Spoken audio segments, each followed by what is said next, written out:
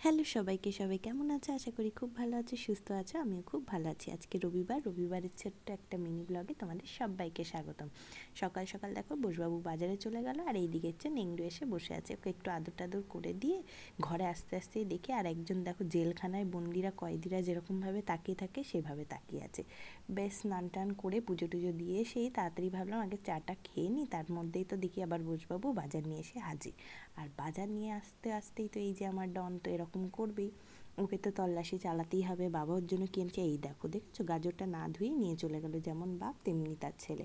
আর এইদিকে আজকে একটু তড়কা করবো বলে রাতেই তড়কাটা ভিজিয়ে রেখেছিলাম, এবার সকালবেলায় আজকে তড়কার ডালটা সিটি দিয়ে নিচ্ছি, সাথে দিয়ে দিচ্ছি একটু নুন। আমি কিন্তু এই রান্না করতে করতে তোমাদের সাথে আমি আমার অনেক মনের কথা শেয়ার করি, তেমনই আজকে আমার একটা ছোট্ট মনের কথা তোমাদের সাথে শেয়ার করছি। তরকা তো মোটামুটি সবাই রান্না করতে পারোই, সবাই জানো, সেখানে তো আমার আলাদা করে আর কিছু বলার নেই। আর যা যা এখানে দিচ্ছি সব আমি ছোটো ছোটো করে লিখে দিচ্ছি। তো চলো তোমাদের সাথে আজকে আবার একটা মনের কথা শেয়ার করি। এখন তো শ্রাবণ মাস চলছে, তো এখন অনেকেরই অনেক ভিডিওতে কমেন্টে দেখছি বা অনেকেই ভিডিওতে বলছে এই যে আমরা মেয়েরা যারা এই সবুজ কাচের চুড়ি পরেছি তাদেরকে নিয়ে অনেকে অনেক রকম কথা বলছে, অনেক মন্তব্য করছে। এমনকি আমার একটা ভিডিওতে এসেও কয়েকজন অনেক কিছু কথা বলেছে। আমি কাউকেই কোনো খারাপ কিছু বলছি না, কারণ খারাপ আমি ঠিক একটা বলতে পারি না। সবাই যার যার ব্যক্তিগত মতামত সবাইকে জানায়, তেমন আমিও আমার একটা ব্যক্তিগত মতামতই তোমাদের সাথে শেয়ার করছি। জানি না ভালো লাগবে কি না তোমাদের। দেখো, যারা কাচের চুড়ি পরে তারা কেন পরে? সব বাঙালিরাই কি পরে? অনেকে পড়ে না। আমরা তো কোনো দিন আমার মাকে, আমার দিদাকে, মাসিকে কাউকে দেখে আসিনি, স্বাভাবিক কথা, কারণ এটা আমরা কোনো দিন দেখিনি। আমি যেই এলাকায় বড় হয়েছি সেখানে অনেক বিহারি ছিল, অনেক ভোজপুরি ছিল, অনেকে ছিল, তারা কিন্তু আমি দেখেছি শ্রাবণ মাসে তারা কাচের চুড়ি পরতো সবুজ রঙের। সারা বছরই তারা কাচের চুড়ি পরে, কিন্তু এই শ্রাবণ মাসে তারা সবুজ চুড়িটাই বেশি করে পরতো। আমরা কোনো দিন ছোটোবেলায় দেখিনি, এখন সবাই দেখে, সবাই পড়ছে, আমরাও পড়েছি। এতে ক্ষতি তো কিছু নেই, কারোর তো কোনো ক্ষতি হচ্ছে না, তাই না? আর এখন আমি তাদেরকে দেখি আমাদের মতো শাঁখাপলা তারা পরে, আমার দেখলে কত ভালো লাগে যে আমরা যদি ওদের কাচের চুড়ি পরেও থাকি তারা কিন্তু আমাদের মতো এরকম শাঁখাপলাও কিন্তু পরছে। এটা যার যার ব্যক্তিগত ব্যাপার, এইটা তো কারো কোনো ক্ষতি হচ্ছে না, তাই না? তারপরে দেখো, আমরা সনাতনী হয়েও কিন্তু আমরা অনেক বাইরের সংস্কৃতিকে নিজেদের জীবনে কিন্তু নিয়ে এসেছি। যেমন এই যে আমরা প্রত্যেক বছর জন্মদিনে কেক কাটি, এটা তো আমাদের নিয়ম না? আমাদের নিয়ম পায়েস রান্না করা, প্রদীপ জ্বালানো, আশীর্বাদ করা, এইসব যদি আমরা করতে পারি, কাচের চুড়ি পরাতেই খুব দোষ হয়ে গেল? আবার ধরো, এই যে আমরা 25শে ডিসেম্বর যীশু খ্রিস্টের জন্মদিন সবাই কিন্তু মনে রাখি, কিন্তু আমাদের শ্রী চৈতন্যদেবের জন্মদিন কবে সেটা কি আমরা কেউ মনে করতে পারি? খুব কম, আমার মনে হয় অনেকে জানে কিন্তু খুব কম সংখ্যক কিন্তু সেই সংখ্যাটা।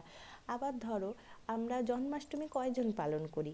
বেশিরভাগই কিন্তু আমরা জন্মাষ্টমীও পালন করতে পারি না। আমরা আমাদের সনাতনার তো নিজেরাই নিজেদেরকে অনেক কিছু থেকে পিছিয়ে রেখেছি, আর বাইরের সংস্কৃতিকে আপন করে নিচ্ছি।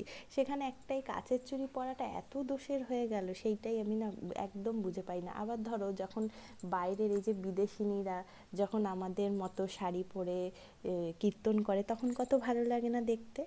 কিন্তু কি বলতো, এখন আমরা যেটা খারাপ সেই খারাপ জায়গায় গিয়ে, খারাপ ভিডিওতে গিয়ে আমরা কিন্তু কোনো প্রতিবাদ করতে পারি না। কেন? কারণ আমাদের প্রোফাইলের যদি কোনো ক্ষতি হয়ে যায়। এই যে এখন তো কত দিদি বোন, আমার তাদের দিদি বোন বলতেও ঘৃণা করে, কারণ তারা এক একটা যা বাজে বাজে ভিডিও বা রিলস তৈরি করে ফেসবুকে আপলোড করছে, সেগুলো অত্যন্ত জঘন্য। কিন্তু সেইখানে কারো সৎ সাহস নেই যে গিয়ে বলবে যে এই ভিডিওটা মোটেই ভালো হয়নি, এইগুলো করা ঠিক না। সেখানে কোনো প্রতিবাদই দেখবে না, উল্টে বরঞ্চ দেখবে বাহ খুব সুন্দর হয়েছে, এত সুন্দর নাচ হয়েছে, দুর্দান্ত, দারুণ, কত সুন্দর সুন্দর সেখানে গিয়ে কমেন্ট। এখন লোকে সত্যিটা বলতেই তাদেরকে ভয় পায়, কেন না তাদের প্রোফাইলটার ক্ষতি হয়ে যাবে। আরে যেই জিনিসটা খারাপ সেই জিনিসটাকে গিয়ে খারাপটাকে খারাপ বলার সাহস দেখাও, সেইখানে গিয়ে কমেন্ট করো। যারা সমাজের যেসব নিয়মে কোনো ক্ষতি হচ্ছে না সেখানে এসে কমেন্ট, বাজে কমেন্ট না করলেই কি নয় তোমাদের? এই যে কত আমাদের সনাতনীদের মধ্যে তো এই যে ডিস্কে যাওয়া, পাবে যাওয়া, এগুলো তো ছিল না, এগুলো তো সব বিদেশেদের। তো এইগুলোকে যদি আমরা আপনাতে পারি, নিজেদের মধ্যে যদি এগুলোকে নিয়ে আসতে পারি। এই যে শাখা পলা, এখনকার তো অর্ধেক মেয়েরা শাখা পলা পরে না, বিবাহিত মেয়েরা, মেয়েদের কথা বলছি। তারা, এটা হচ্ছে তাদের ব্যক্তিগত ব্যাপার, কে পড়বে কে পড়বে না, কে সাজবে কে সাজবে না, কে সিঁদুর পরবে কি পরবে না, সেটা প্রত্যেকের একটা ব্যক্তিগত ব্যাপার, কিন্তু যে পড়ছে তাকে গিয়ে বাজে কমেন্ট করা, সেখানে গিয়ে উল্টোপাল্টা কথা বলা, এগুলো কি খুব ভালো কাজ? আমার তো মনে হয় না। তবে যাই হোক, আজকে কথাটা অনেক অনেক কিছু বলে ফেললাম। কারো মনে যদি আঘাত লেগে থাকে বা কারোকে যদি বাজে লেগে থাকে তাহলে আমাকে ক্ষমা করে দিও, কিন্তু এটা সম্পূর্ণ আমার ব্যক্তিগত ব্যাপার। আমার জিনিসটা খুব খারাপ লাগছে, অনেক দিন থেকেই দেখছি। আরে যেই জিনিসটা সমাজের কোনো ক্ষতি করছে না, কি হয়েছে? আমরা তো কত সময় চুড়ি পরি, সেইভাবেই ধরে নাও না, এই যে দুর্গা পুজোর সময় অনেকে তো কত রকমের শাড়ির সাথে ড্রেসের সাথে আমরা কত সুন্দর স্টাইল করে চুড়ি চুড়ি কিনি, চুড়ি পরি। তো সেই রকমভাবেই ধরে নাও না যে এটাও একটা আমাদের শ্রাবণ মাসে একটা উৎসব, একটা বড় উৎসব, সেই উৎসবে আমরা নয় পড়েইছি, তাই না? যাক, অনেক কিছু বলে ফেললাম, আর বেশি কথা বাড়াচ্ছি না, কেন কথা বলতে বলতে আমার আজকে পুরো রান্নার ভিডিওটাই কমপ্লিট হয়ে গেল। আজকে রবিবারে অনেক কিছুই বাজার হয়েছিল, অনেক কিছু রান্নাও করেছি, মাছটাকে দুরকমভাবে রান্না করেছি, আর ছেলে তো মাছ খাবে না, আমার ছেলে ইলিশ মাছ খায় না, তো তার জন্য আবার একটু চিকেনও করতে হলো। আবার ওইদিকে একটু শাকটা করেছিলাম আজকে, মূলো শাক। মূলো শাক আমি আর বড়বাবু খাই না, মূলো শাকটা খালি শাশুড়ি মার জন্যই রান্না হয়েছিল। আর এই দেখো আমার ভাপানোর কিন্তু রেডি, একটু এখন ঢাকা চাপা দিয়ে রেখে দিই। আর দুপুরবেলা হয়ে গেছে, এখন তো ডনেরও খিদে পেয়ে গেছে, তাহলে ডনকেও এখন ভাতটা দিয়ে দিই। আর এত কিছু রান্না হয়েছে শুনে আজকে ছেলে থামস আপ নিয়ে এসছে দুপুরবেলা খাবে বলে। তাহলে আজকের মতো আসি।